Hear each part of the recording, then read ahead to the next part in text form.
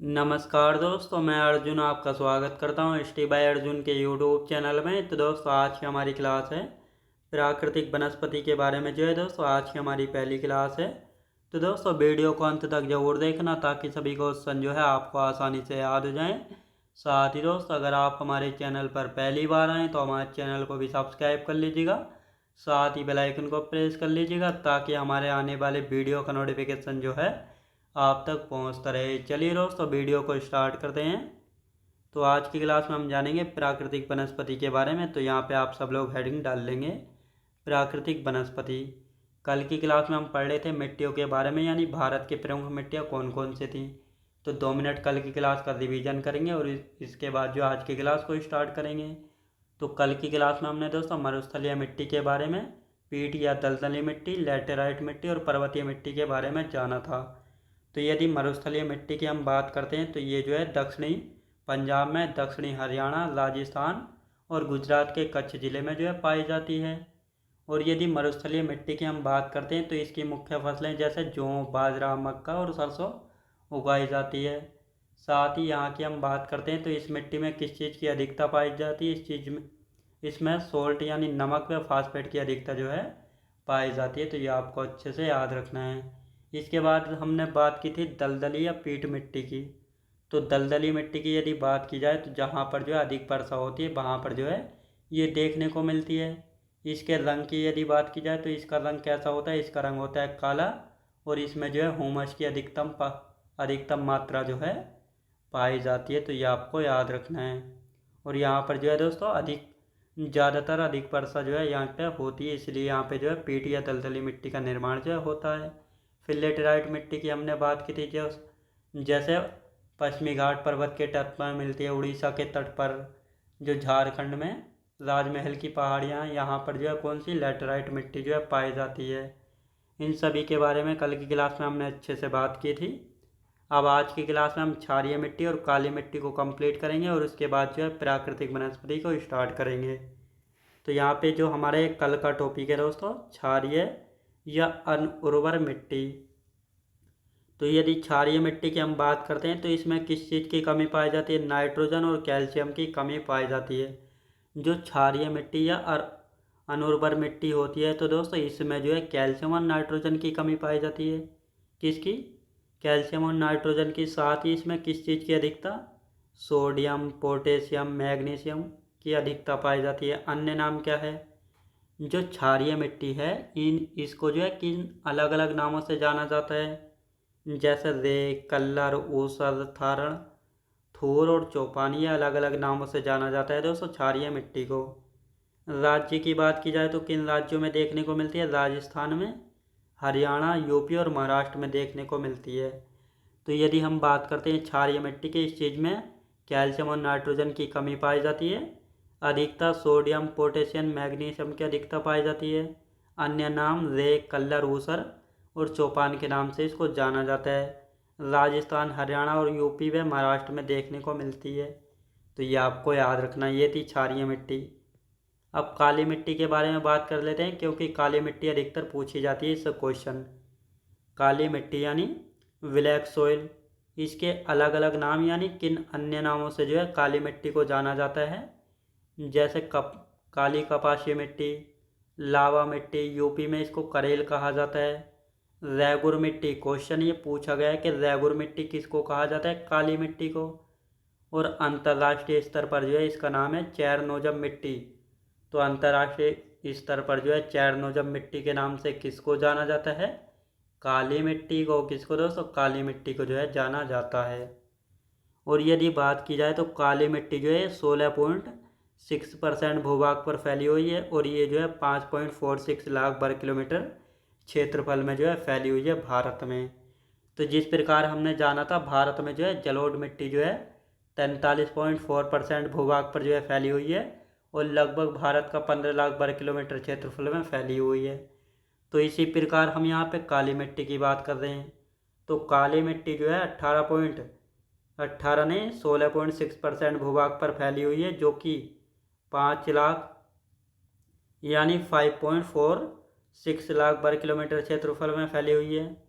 अब जो ये काली मिट्टी है दोस्तों, इसका निर्माण होता कैसे है, तो इसका निर्माण कैसे हुआ है, तो ज्वालामुखी से निकलने वाले लावा के ठंडे होने के उपरांत बेसाल्ट लावा से या बेसाल्ट चट्टानों के टूटने फूटने से निर्मित होती है।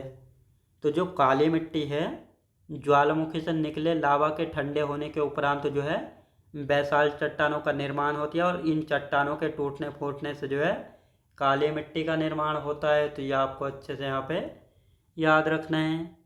अब जो एक काली मिट्टी है, इसका काला रंग किसके कारण होता है, टिटैनी फेरस मैग्नीटाइट के कारण। जिस प्रकार हमने जाना था फेरिस ऑक्साइड के कारण जो है लाल रंग होता है लाल मिट्टी का, उसी प्रकार काला रंग काली मिट्टी का टिटैनी फेरस मैग्नेटाइट के कारण जो है होता है। तो ये आपको याद रखना है। अब दोस्तों यहाँ पे हम बात करेंगे काली मिट्टी। तो काली मिट्टी में जल धारण क्षमता अधिक होती है और शुष्क खेती के लिए सर्वाधिक उपयुक्त मिट्टी जो है मानी जाती है काली मिट्टी को। थोड़ी वर्षा होने पर जो है यह मिट्टी चिपचिपी और सूखने पर जो है यह मिट्टी मोटी मोटी दरार पड़ जाती हैं। तो जो काली मिट्टी है, ये थोड़ी वर्षा होने पर जो है मिट्टी चिपचिपी और सूखने पर जो है इस मिट्टी में मोटी मोटी दरार जो है पड़ जाती हैं। साथ ही काली मिट्टी की हम बात करेंगे तो इसे श्वेत जुताई वाली मिट्टी जो है कहते हैं। तो कौन सी मिट्टी को जो है श्वेत यानी स्वयं जुताई वाली मिट्टी कहा जाता है, तो काली मिट्टी को कहा जाता है, क्योंकि दोस्तों जब ये सूख जाती है पानी भरने के बाद तो इसमें जो है बड़ी बड़ी दरारें बन जाती हैं, जिसको कहा जाता है स्वयं जुताई वाली मिट्टी। तो ये आपको याद रखना है। साथ ही कपास की खेती के लिए सबसे अच्छी मिट्टी कौन सी मानी जाती है, तो कपास की खेती की हम बात करते हैं तो कपास की खेती के लिए सबसे अच्छी जो मिट्टी मानी जाती है काली मिट्टी मानी जाती है। काली मिट्टी में किस चीज़ की अधिकता पाई जाती है, जैसे लोहा, चूना, कैल्शियम, पोटेशियम, एल्यूमिनियम और मैग्नीशियम। तो इन सभी की जो है अधिकता पाई जाती है काली मिट्टी में, जैसे लोहा हो गया, चूना है, कैल्शियम है, पोटेशियम, एल्यूमिनियम और मैग्नीशियम। काली मिट्टी में कमी किस चीज़ की पाई जाती है, नाइट्रोजन, फास्फोरस और जैविक पदार्थों की जो है कमी पाई जाती है। तो ये आपको पता लगा होगा, काली मिट्टी जो है कपास की खेती के लिए अच्छी मानी जाती है। इसमें लोहा, चूना, कैल्शियम, पोटेशियम, मैग्नीशियम और एल्यूमिनियम की अधिकता पाई जाती है, और जबकि नाइट्रोजन, फास्फोरस और जैविक पदार्थों की कमी पाई जाती है। अब जो ये काली मिट्टी है, इसका विस्तार जो है किन किन राज्यों में देखने को मिलता है, जैसे महाराष्ट्र राज्य में सर्वाधिक काली मिट्टी पाई जाती है। दक्कन का पठार जो है इसमें भी काली मिट्टी देखने को मिलती है। मालवा का पठार, जो मालवा का पठार है इसमें मुख्यतः काली मिट्टी पाई जाती है। गुजरात में भी, एमपी के पश्चिमी क्षेत्र में और साथ ही उड़ीसा के दक्षिणी क्षेत्रों में भी जो है ये देखने को मिलती है काली मिट्टी। तो ये आपको अच्छे से यहाँ पे याद रखना है। तो ये थी हमारी आज की क्लास में क्षारीय मिट्टी और काली मिट्टी, जो कि कल की क्लास का हमारा टॉपिक बचा हुआ था। ये हो चुका हमारा टॉपिक कंप्लीट मिट्टी से संबंधित। लेकिन अब हम अपना नया टॉपिक शुरू करेंगे प्राकृतिक वनस्पति के बारे में। तो प्राकृतिक वनस्पति क्या होती है, भारत में कितने प्रकार के वन पाए जाते हैं, और भारत में सबसे ज़्यादा कौन से वन पाए जाते हैं, तो इन सब के बारे में हम एक एक करके अच्छे से यहाँ पे जानेंगे। तो दोस्तों यहाँ पे हम हेडिंग डाल लेंगे प्राकृतिक वनस्पति। तो यहाँ पे आप सब लोग हेडिंग डाल लेंगे प्राकृतिक वनस्पति। तो प्राकृतिक वनस्पति की यदि बात की जाए, प्राकृतिक वनस्पति होता क्या है, तो ये आपको पता होना चाहिए। जो प्राकृतिक वनस्पति ये होता क्या है, यानी उन सभी पेड़ पौधों को कहते हैं जो किसी स्थान पर बिना किसी मानवीय हस्तक्षेप के स्वाभाविक रूप से उगते हैं। तो आपने देखा होगा जो ये बड़े बड़े जंगल होते हैं, तो ये आपको अच्छे से दिख रहा है, ये है दोस्तों प्राकृतिक वनस्पति। ये क्या है, ये है प्राकृतिक वनस्पति।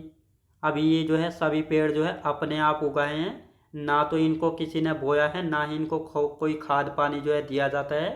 ये जो है बिना मानव के हस्तक्षेप के जो है स्वाभाविक रूप से उगते हैं। तो इन्हीं की जो है प्राकृतिक वनस्पति कहा जाता है।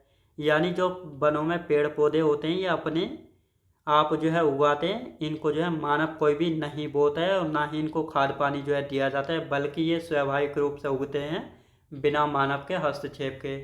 तो इसीलिए इनको जो है प्राकृतिक वनस्पति कहा जाता है, मतलब अपने आप जो है उगाते हैं बिना किसी मानव के हस्तक्षेप के। तो इसीलिए इनको प्राकृतिक वनस्पति जो है कहा जाता है। तो ये आपको अच्छे से याद रखना है। ये थी प्राकृतिक वनस्पति, जो कि आपको अच्छे से समझ आई होगी। अब दोस्तों यहाँ पे एक मैप दिया हुआ है जिसमें हमें पता लगेगा कि भारत में जो है कितने प्रकार के वन पाए जाते हैं और सबसे ज़्यादा वन कौन से हैं। तो दोस्तों ये जो ऊपर वाला हिस्सा है इसको कहते हैं हम पर्वतीय वन। तो पर्वतीय वन किस हिस्से में है, जैसे लद्दाख में, जम्मू कश्मीर में, हिमाचल प्रदेश में और उत्तराखंड में देखने को मिलते हैं।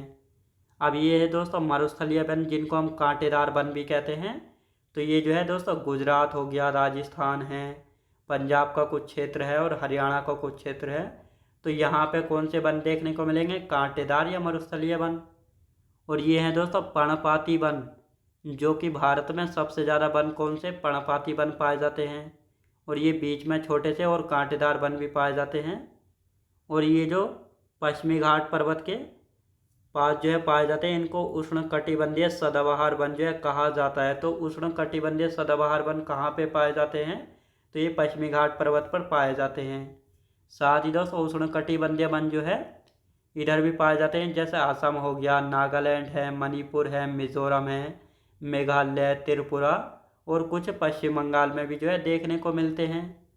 मैनग्रोव वन की यदि बात की जाए तो मैनग्रोव वन कहाँ पे पाए जाते हैं, मैनग्रोव वन जो है डेल्टाओं में पाए जाते हैं, जो कि नदियों के द्वारा डेल्टा बनाया जाता है।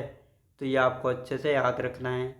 अब इन सभी के बारे में हमको एक एक करके पढ़ना है। तो सबसे पहले हम जानेंगे उष्णकटिबंधीय सदाबहार वन के बारे में। तो सदाबहार वन से मतलब होता है जो कि साल भर हरे भरे रहते हैं, उनको हम सदाबहार वन कहते हैं।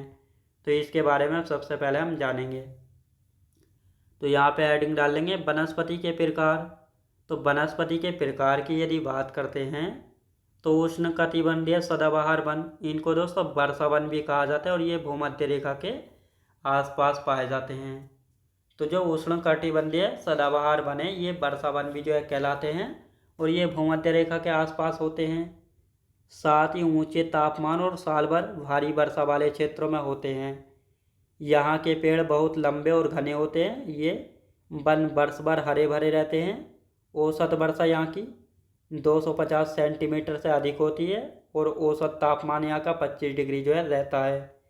साथ ही मुख्य वृक्ष कौन कौन से, सिनकोना, रबर, नारियल, बांस, महोगनी और एबोनी। अब ये दोस्तों किन राज्यों में, जैसे राज्य असम, केरल, पश्चिम बंगाल, अंडमान निकोबार द्वीप समूह, उत्तर पूर्वी राज्य और पश्चिमी तटीय मैदान यहाँ पे जो है देखने को मिलते हैं सदाबहार वन। तो अब इनको हम समझते हैं। तो ऊंचे तापमान और साल भर भारी वर्षा, यानी जहाँ पर जो है दोस्तों तापमान अधिक रहता है और जहाँ पर साल भर वर्षा होती है तो वहाँ पर उष्णकटिबंधीय वन पाए जाते हैं। यहाँ के पेड़ बहुत लंबे और घने होते हैं। ये वन जो है साल भर हरे भरे जो है रहते हैं, इसलिए इनको सदाबहार वन कहा जाता है। और यहाँ पर जो है औसत वर्षा यानी एवरेज रेन कितनी होती है, 250 सेंटीमीटर से अधिक होती है। औसत टेम्परेचर कितना है, यानी एवरेज टेम्परेचर कितना है, 25 डिग्री होता है। तो ये आपको याद रखना है। अब यहाँ पर जो है सदाबहार वन में जो है कौन कौन से वृक्ष पाए जाते हैं, जैसे सिनकोना है, रबर, नारियल, बांस है, महोगनी और एबोनी। अब ये उष्णकटिबंधीय सदाबहार वन किन राज्यों में पाए जाते हैं, जैसे असम है, केरल है, पश्चिम बंगाल, अंडमान निकोबार द्वीप समूह, उत्तर पूर्वी राज्य और पश्चिमी तटीय मैदान में देखने को मिलते हैं। तो ये आपको अच्छे से यहाँ पे याद रखना है। तो ये थी आज की हमारी क्लास। अब इससे आगे का जो बचा हुआ है इसको हम कल की क्लास में कंटिन्यू करेंगे। तो दोस्तों मैं उम्मीद करता हूँ आपको वीडियो क्वालिटी, कंटेंट वगैरह सभी कुछ आपको पसंद आया होगा। पसंद आया तो लाइक, शेयर और सब्सक्राइब करना बिल्कुल भी ना भूलें। साथ ही दोस्त अगर आप हमारे चैनल पर पहली बार आएँ तो हमारे चैनल को भी सब्सक्राइब कर लीजिएगा, साथ ही बेल आइकन को प्रेस कर लीजिएगा ताकि हमारे आने वाले वीडियो का नोटिफिकेशन आप तक पहुंचता रहे। चलिए दोस्तों मिलते हैं नेक्स्ट वीडियोज़ में।